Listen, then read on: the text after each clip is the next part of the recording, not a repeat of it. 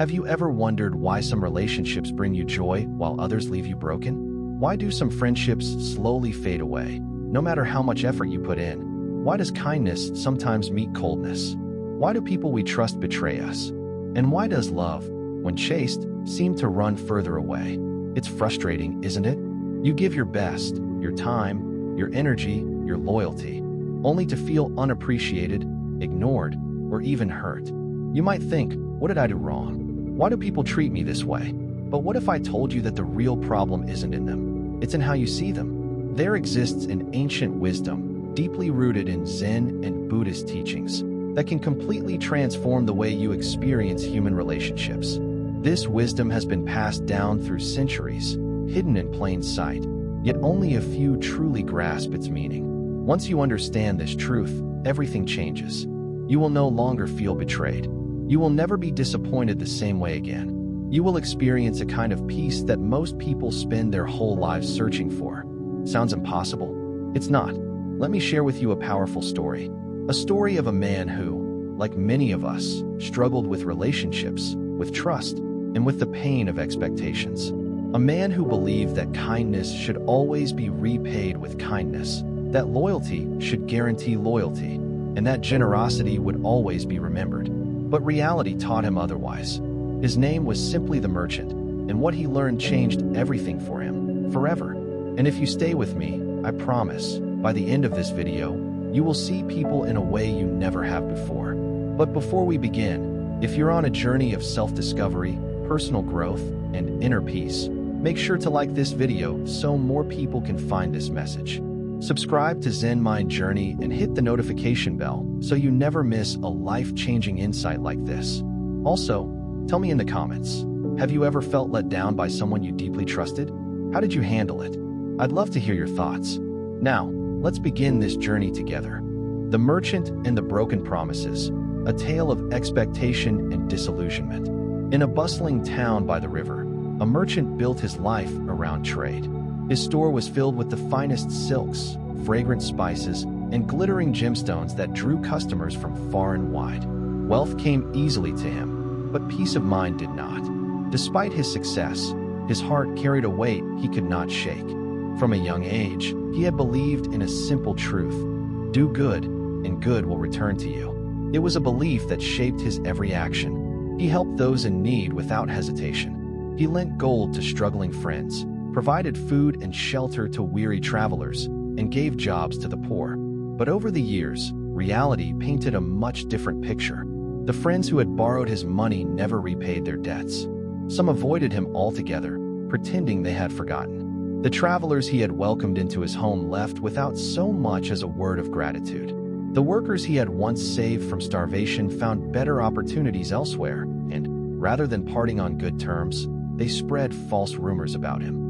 At first, he dismissed these betrayals as mere misfortunes, isolated incidents that did not reflect the true nature of people. But as time passed, these experiences repeated themselves again and again. Each time he extended his kindness, it was met with coldness, indifference, or outright exploitation. The merchant could not understand. Wasn't kindness supposed to inspire kindness in return? He had always assumed that loyalty would ensure loyalty, that generosity would be remembered and repaid. But the more he gave, the more he felt taken advantage of. The weight in his heart grew heavier. Disillusionment settled over him like a thick fog. He no longer trusted easily. He began second-guessing people's intentions, scrutinizing every word, every promise. When someone came to him in need, he hesitated, questioning whether they truly deserved his help or if they were just another person waiting to take advantage of him. Anger and resentment began to poison his mind. He watched as dishonest men thrived, people who never gave but always took. They seemed happier, freer, unburdened by disappointment. Meanwhile, his acts of kindness had left him feeling hollow, exhausted, and cynical. People are selfish, he thought. They only care about themselves. No one remembers kindness unless it benefits them. Why should I continue to be generous if all I get in return is betrayal? Still, a small part of him resisted this bitter conclusion. Deep down, he longed to be proven wrong. He still wanted to believe that somewhere, there were people who valued honesty, loyalty, and gratitude. So he waited. waited for the day when someone would return his kindness, when someone would show him that goodness was not wasted in this world. But that day never came. And so, one evening, burdened by the weight of his disappointment, he sat alone by the river. The water flowed steadily, carrying fallen leaves downstream, oblivious to his suffering. The rhythmic movement of the current seemed almost mocking, a cruel reminder that the world moved forward, indifferent to his pain.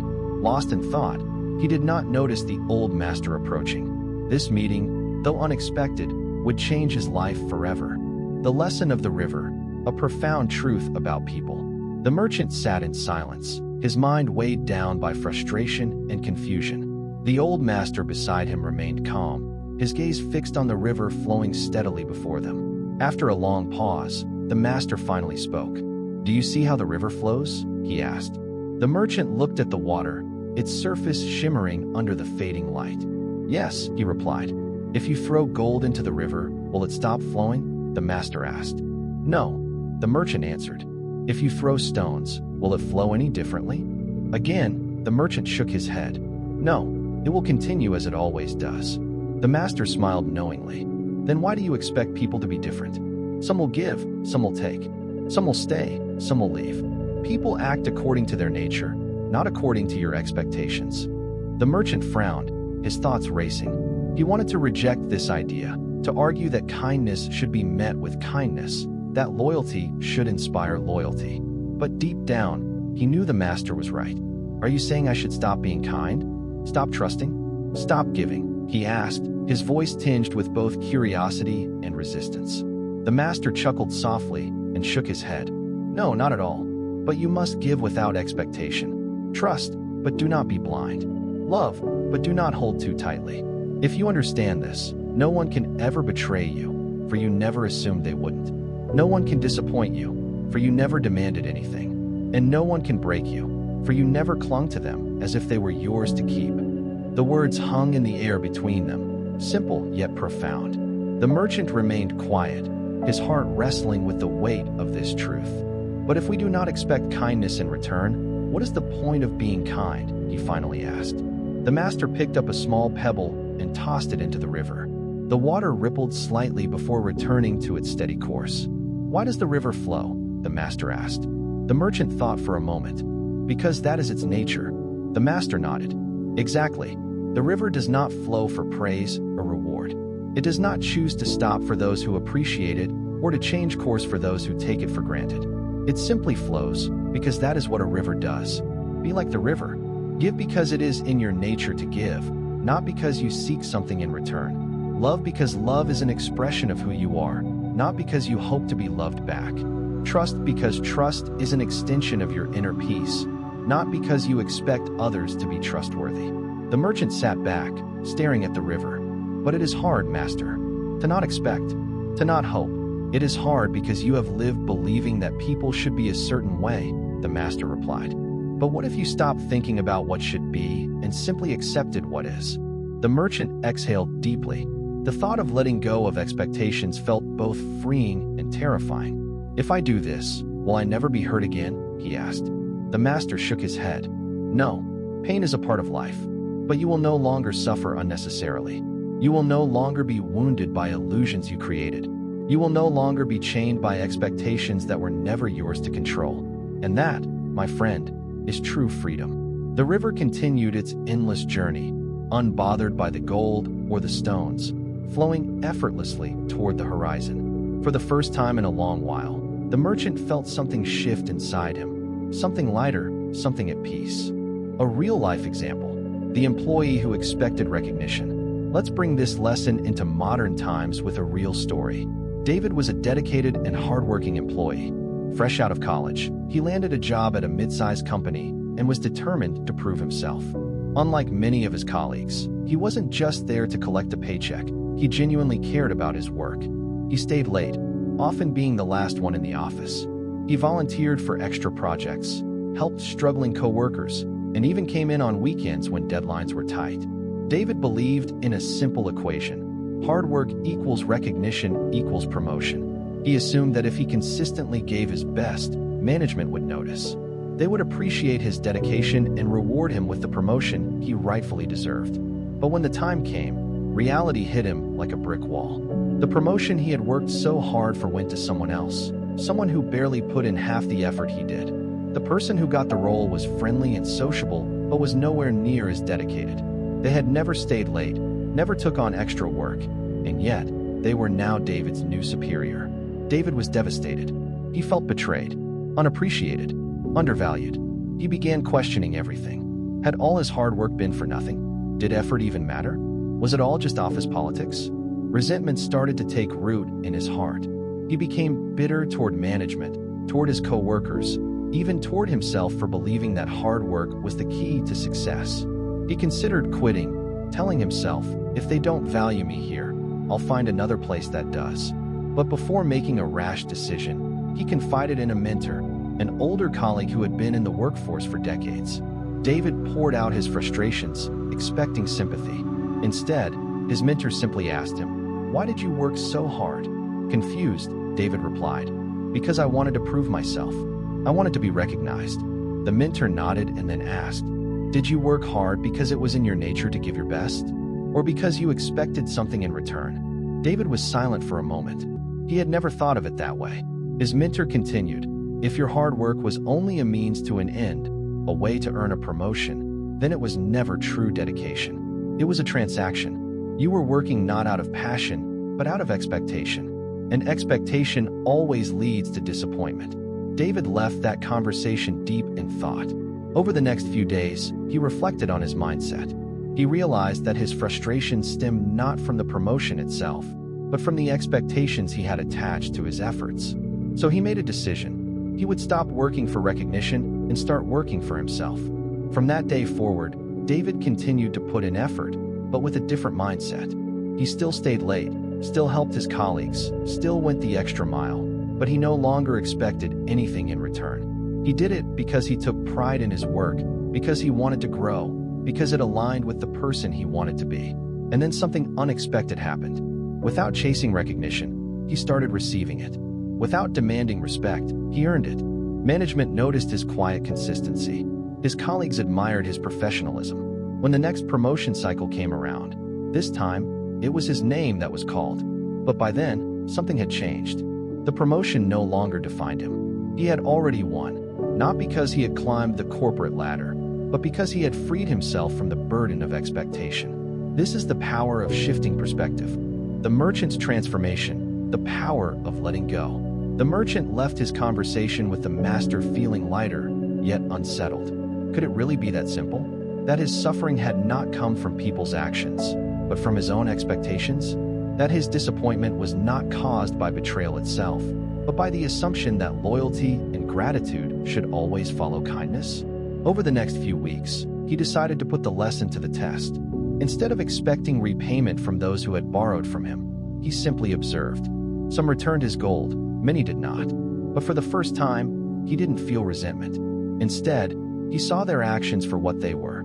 Choices they made based on their own nature, not personal attacks against him. When travelers came seeking shelter, he still welcomed them. Some left without a word of thanks, just as before. But this time, he did not let their silence weigh on him. He understood now. Kindness that is given with expectation is not kindness at all. It is a bargain. And he no longer wished to bargain with the world. He continued to employ those in need, but no longer assumed their loyalty. Some left when they found better work. Others spoke ill of him after moving on. Instead of feeling betrayed, he simply acknowledged reality. People act in ways that serve their own interests, just as he acted in ways that served his. There was no malice in it, only human nature.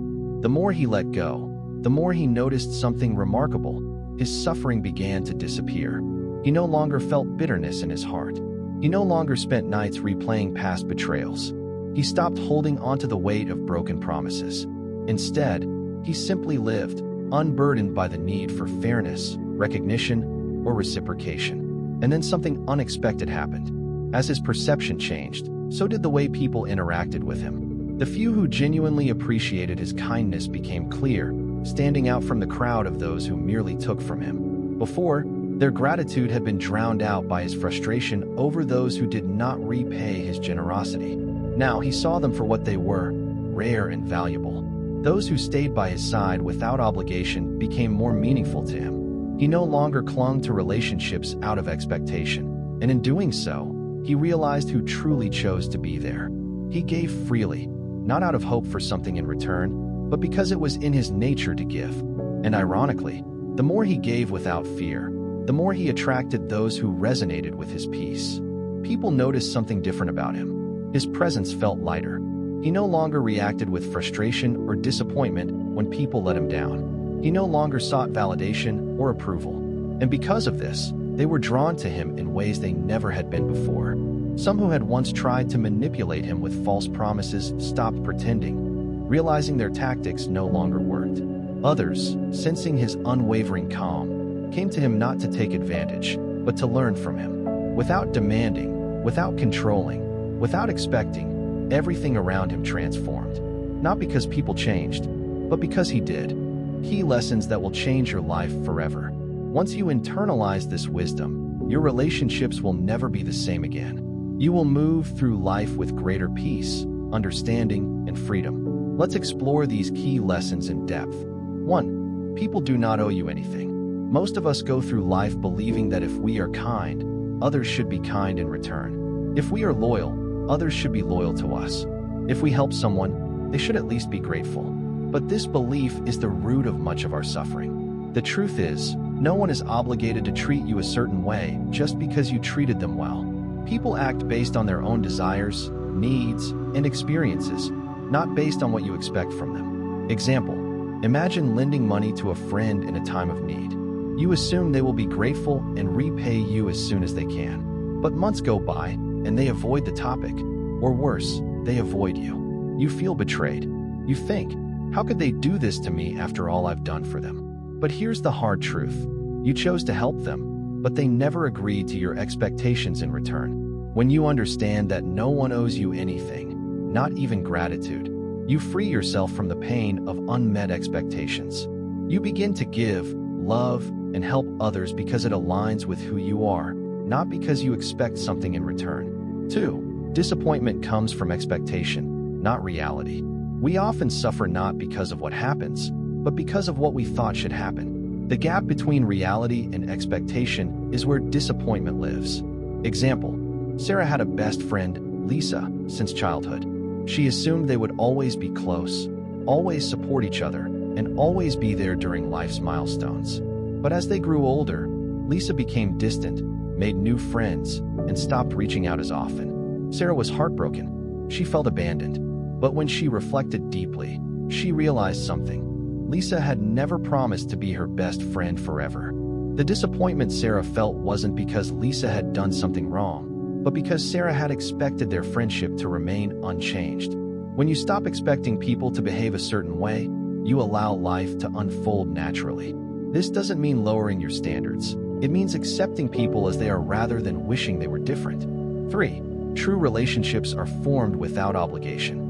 Many people try to hold on to relationships, whether romantic, friendships, or family, out of a sense of obligation. But the strongest, most meaningful relationships are the ones that exist because both people choose to be there, not because they feel forced to stay. Example: think about the difference between a relationship where one person constantly begs for love, attention, or time, and a relationship where both people naturally want to be together. In the first scenario, one person is always chasing, always proving, always afraid of being left behind. The relationship is built on fear. In the second, both people stay because they genuinely enjoy each other's presence. There is no desperation, no pressure, no control. The relationship is built on mutual choice. When you stop chasing people, you'll see who naturally remains in your life. Letting go isn't about losing people. It's about allowing the right ones to stay. 4. Your inner peace is more powerful than your anger. Anger is a reaction to the things we cannot control.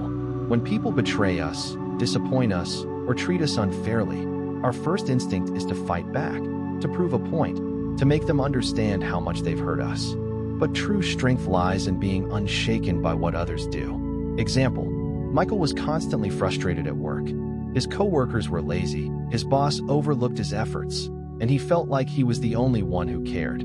He often argued with people, trying to make them see things his way, but his anger only made things worse.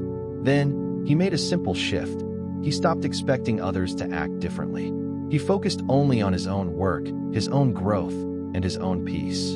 And something unexpected happened. His stress disappeared. People who once resisted him began to respect him. His calm presence attracted admiration rather than conflict. The more you demand from people, the more resistance you create. But the moment you stop reacting, you gain power. The less you try to change others, the more influence you actually have.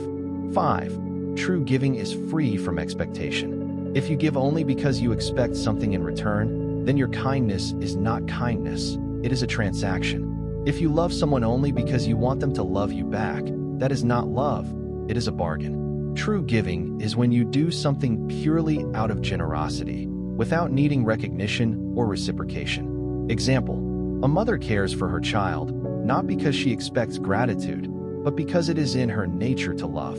A tree provides shade, not because it demands appreciation, but because that is what a tree does. When you give without attachment, you experience true freedom. You are no longer hurt when your efforts go unnoticed. You are no longer bitter when people don't return the favor. You give because it is who you are, not because you expect anything in return. And ironically, the moment you let go of the need for recognition, you often receive more appreciation than ever before. These 5 lessons have the power to transform your life. 1. People do not owe you anything. Let go of expectations, and you will never feel betrayed. 2. Disappointment comes from expectation, not reality. Accept people as they are, and you will always be at peace. 3. True relationships are formed without obligation. When you stop chasing, you will see who stays by choice. 4. Your inner peace is more powerful than your anger. The less you demand, the more you attract. 5. True giving is free from expectation. Give because it is your nature, not because you seek something in return. When you embrace these truths, you free yourself from unnecessary suffering. You become like the river, flowing effortlessly, unbothered by what is thrown into it. And in that freedom, you will discover the deepest form of peace. The ultimate freedom, detachment, and inner peace. In the teachings of Buddhism and Zen philosophy, true freedom is not found in gaining more, controlling others, or securing what we fear to lose. Instead, it is found in detachment, a way of experiencing life fully without being ruled by our desires, expectations, or attachments. But detachment does not mean coldness. It does not mean withdrawing from the world or refusing to feel. It means embracing everything as it comes, appreciating it, and allowing it to go when the time is right. It is loving without possession, giving without expectation, and experiencing without attachment.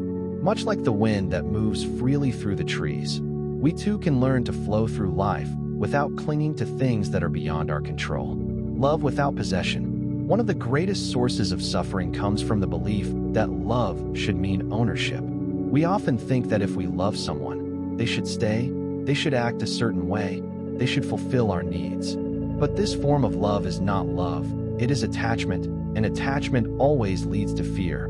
Fear of losing, fear of change, fear of being alone. Example: think about a person who tries to hold on to a relationship too tightly. They demand constant reassurance. They fear their partner will leave, and they seek to control the situation so they don't get hurt.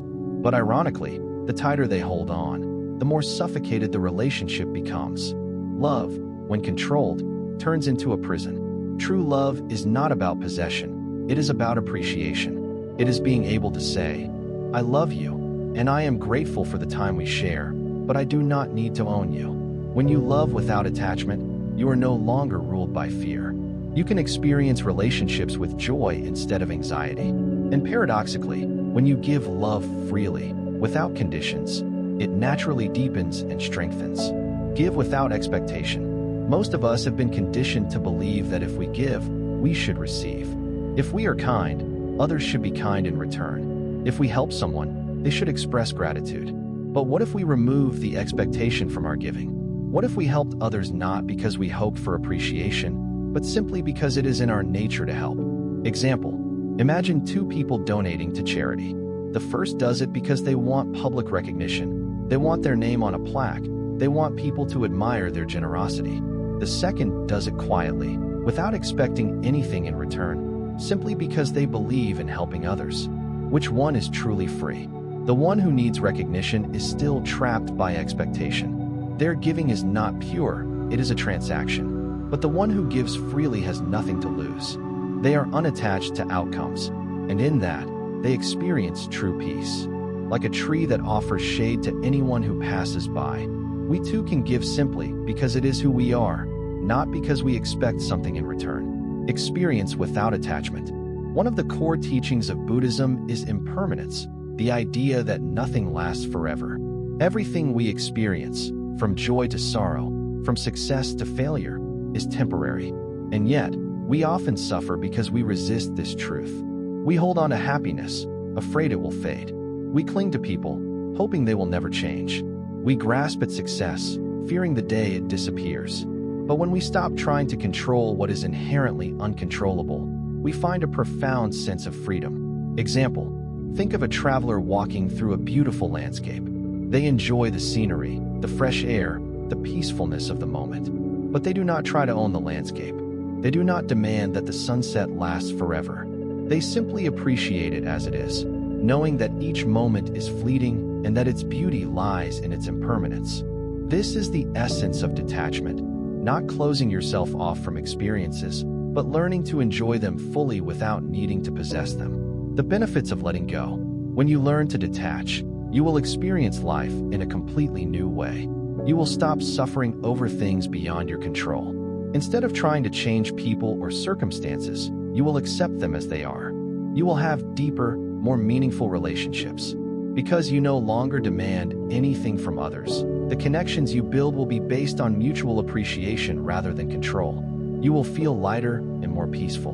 Without the weight of expectation, every experience becomes a gift rather than a burden. You will attract more joy into your life.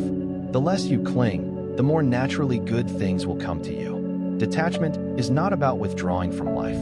It is about experiencing everything fully, without fear, without grasping, and without suffering. Like the river that flows effortlessly, like the tree that gives shade freely, we too can move through life with grace, peace, and freedom. People are like the wind. Some are soft breezes that bring comfort, some are unpredictable gusts that shake us, and some are raging storms that leave destruction in their path.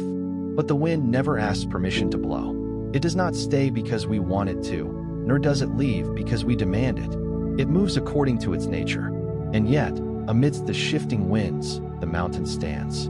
It does not chase the breeze, nor does it resist the storm. It does not crumble when the winds change direction. It remains steady, unshaken, unbothered. Be like the mountain. Let people come and go. Let them be as they are, without trying to force them to be what you wish them to be. Observe, accept, and remain at peace. The less you resist, the more power you have. The moment you stop trying to control the wind, you realize it was never yours to control in the first place. Once you truly understand this, everything changes, not because others change, but because you do. Your freedom begins now. Think about the relationships in your life. How many of your struggles, frustrations, and disappointments come from expecting people to be different than they are? How often do you hold on, hoping they will change, instead of accepting them as they are? When you let go of these expectations, you open yourself to a new kind of freedom, one where your peace is no longer determined by the actions of others, but by your own understanding. You will no longer be broken by betrayal, because you never assumed loyalty was guaranteed. You will no longer be disappointed by indifference, because you never expected gratitude. You will no longer be weighed down by resentment, because you no longer hold on to things that were never yours to keep. This is not just an idea. It is a practice, a shift in perception that can change everything. And the best part? You already have everything you need within you. You don't need others to change. You don't need the world to be different. You only need to change the way you see it. The wind will always blow. People will always come and go. But if you choose to stand like the mountain, you will never be shaken again. Join the journey.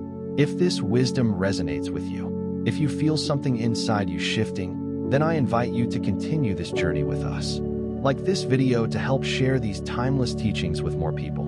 Subscribe to Zen Mind Journey and tap the notification bell so you never miss a new lesson on inner peace, mindfulness, and wisdom. Share your thoughts in the comments. What part of this lesson spoke to you the most? How do you plan to apply it in your own life?